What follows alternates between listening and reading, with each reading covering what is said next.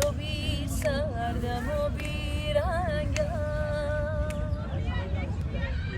مثل بارون اگه نباری خبر از حال من نداری بی تو پر پر میشم دو روزه دل تنگت برام میسوزه گل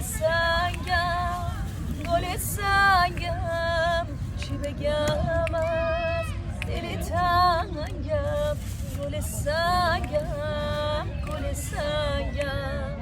چی بگم از دل تنگم